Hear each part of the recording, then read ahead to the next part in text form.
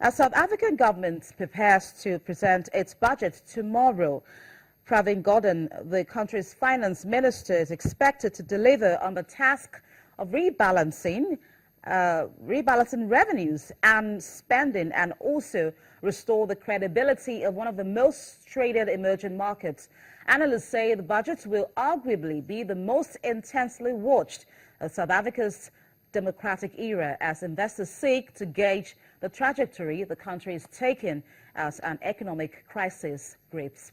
The question being asked is whether Mr. Gordhan can produce a budget that restores faith in South Africa's financial management sufficiently to help stave off the looming threats of the country's credit rating being downgraded to junk status.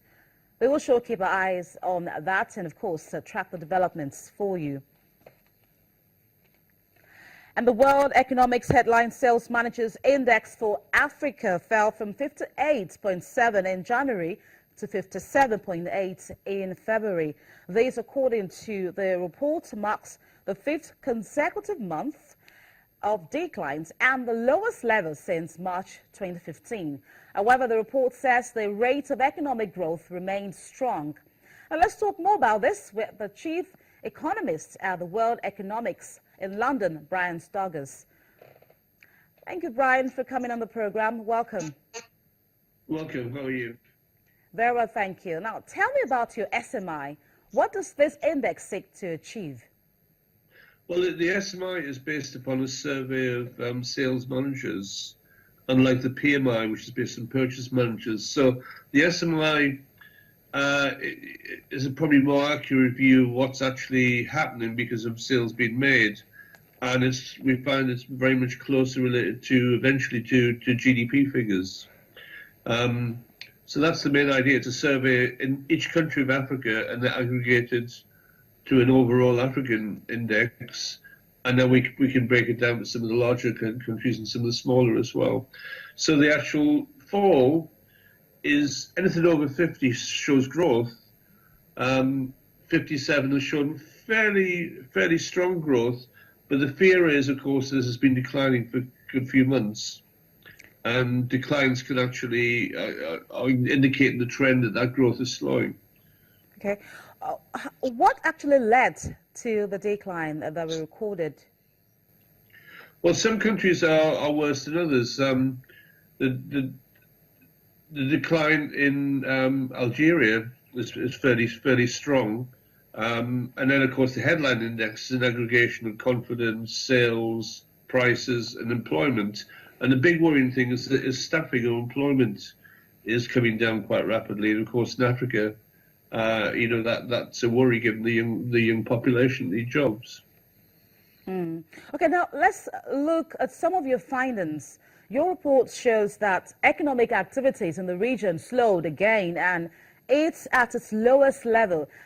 What factors actually contributed to the growth? And in addition to that, what methodology did you arrive at?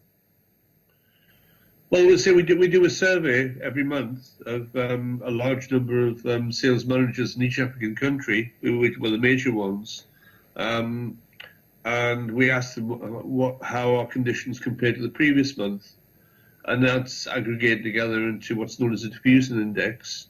It's very similar to the purchase managers, but I say we're a little bit more advanced. Certainly, we were able to predict the US downturn at the end of last quarter far better than anybody else. That's it's just basically a survey methodology. Okay. Your report also indicated that despite weaker activity, sentiment remained high. What does that imply for the region? Well, it's one of the interesting aspects that sentiment seems to be higher in a lot of African countries than it is in other countries when there's a decline in economic activity. So to some extent, there's a slight bias there in the sense that Africa stands out from other countries in terms of confidence. But if confidence is coming down, it's usually because of the other factors. Sales are coming down, market growth is coming down, and so on, with no short-term possibility of an uptick. And of course, that's the problem because of commodity prices being low. and certainly in the cases of Nigeria, energy prices, there's no real short-term possibility of these rising.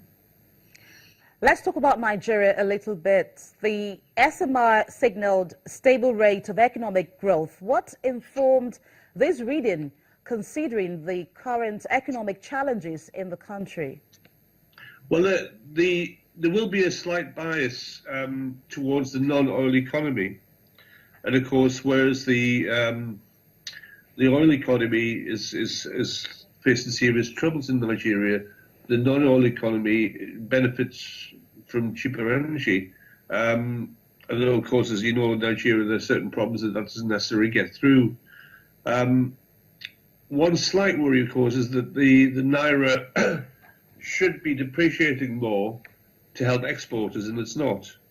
So the rate of expansion in Nigerian economy outside of oil is still steady, but really a transformation has got to occur away from the oil economy, and I'm talking about the long term here rather than the short term. The SMI has just shown the short term picture. Okay, let's talk about the outlook for Nigeria and, of course, the African continent as a whole. Well, you can't take it out of the perspective of the world. I mean, global growth rates in the world seem to be slowing down, and Africa, of course,